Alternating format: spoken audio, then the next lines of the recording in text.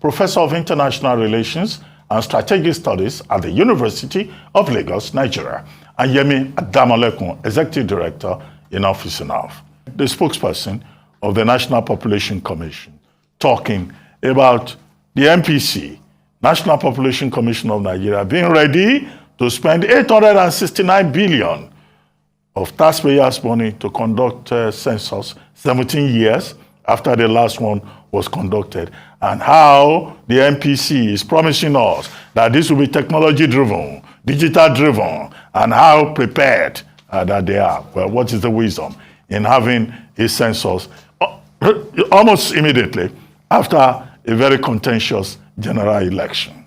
Well, let me start with you, Yemi Adamalekun. I know you probably want to address the election conundrum.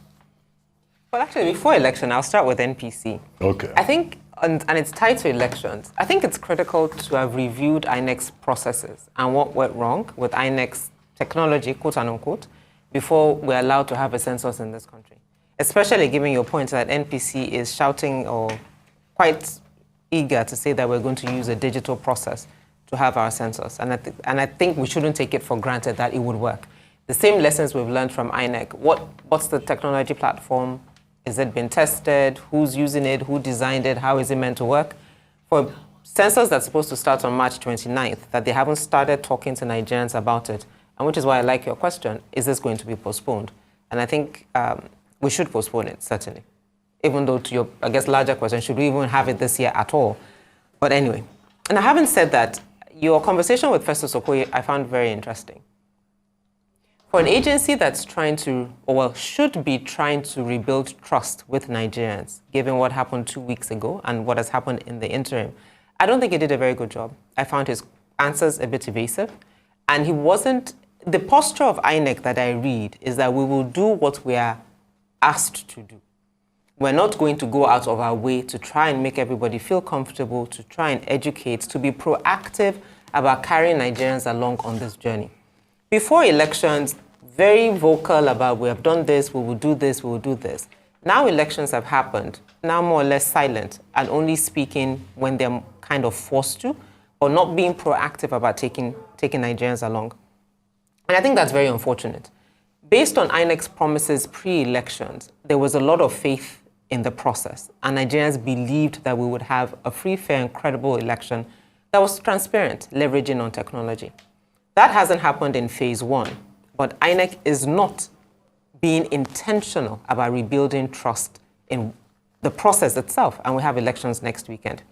One of the things Mr. Okoye said, given your question around PDP and Labour saying that they're being blocked from accessing information, is to say that the political parties need to send lawyers that know about the Electoral Act so they know where to go and what questions or, excuse me, what documents they should be asking from what office. I thought that was very unnecessary.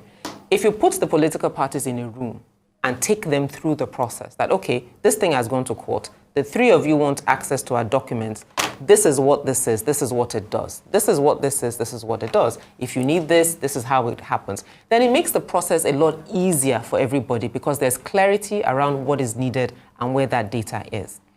You then ask the question again around reconfiguring the beavers. And Mr. Okoye went from talking about reconfiguring to resetting, whereas the language that the commission itself had been using was reconfiguring. And he then said, oh no, we're not reconfiguring, we're just resetting dates and we're resetting time that it's supposed to work. Again, another classic example. It would have been nice for Nigerians to know what exactly does this reconfiguring entail, because part of the concern is that in the process of reconfiguring, you're deleting data or data might go missing. So no, when we reconfigure, this is what we do. Now, fair enough as well. If you also promise us that in backing up data in your reconfiguring process, it's fine. How are Nigerians assured that the same we will back it up and it will be fine is not we will upload to IREV and you can see? It is INEC's job to ensure that they explain this thing in such a way that Nigerians have faith in the process. It's all over social media that INEC is using Amazon servers. So maybe get someone from Amazon to come and explain how their servers work, so people are clear about it. You talked about IT experts, and he nicely dodged it by saying he's not an IT expert, which is fair because he's not. But it would be good to know what the IT components of these things are. So when you're talking about it, people believe you. And then lastly, technical glitches. He referenced that again and said, oh, we've been told by in-house technicians that we've solved the technical glitches and it won't happen again. What exactly does that mean? What was the technical glitch? In some cases, we said National Assembly elections results could be uploaded, but the presidential could not be uploaded. What is that technical glitch, for example? Why did it work for a while and then shut down? It was shut down. Nobody shut it down. So I think, in summary, I don't think INEC is helping itself, because if Nigerians, we're already in a low trust environment when it comes to government agencies. By the actions 2 weeks ago, the trust is even eroded even further. INEC has the responsibility to rebuild that trust, and it's absolutely not doing a good job. And then the last point around the 2 people who went to court to be allowed to vote without their permanent voters' cards. You are quite right. I mean, I was on the show at some point a couple of weeks ago talking about how a lot of people couldn't get their cards based on INEC's inefficiency. So these guys have gone to court. They've gotten judgment. INEC has made a big deal out of no PVC, no voting. But we know from 2 weekends ago that people did vote without their PVC. And then you ask them the question that people did that, what would happen? Again, he evaded it. He just said, no, without PVC, you can't vote. No, people voted without their PVC. And so saying that they should check their accreditation data doesn't solve that problem. What is INEC doing about it? Is anybody being sanctioned? How does that work in this whole ecosystem of you need your PVC to vote, but your same officials are allowing people to vote without their PVC? What does that look like? So it is really quite unfortunate that INEC is not stepping up to plate to encourage Nigerians and rebuild trust in the system ahead of next weekend's elections. Well, thank you, Yemi. Professor Awulawu, your take. Yeah. Well, after the presidential and, Bola Tinubu was declared winner, people began to speak of the triumph of Jagabanism. Jagabanism explained to me political realism or even Machiavellianism, the approach, to politics where everything is used to gain and secure power.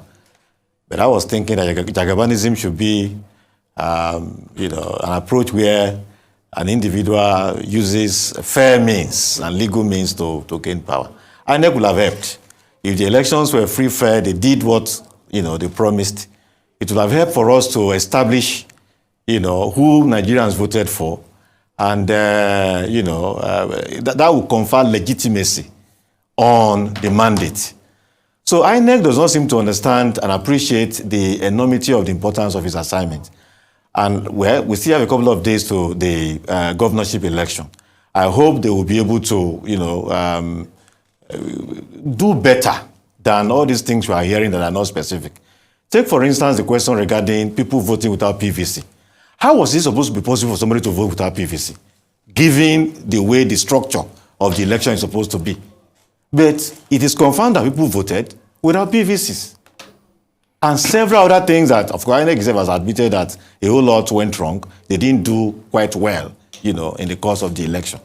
So my take to all of what Okoye said is that they should go back and see how they will be able to improve tremendously on their performance on the 25th.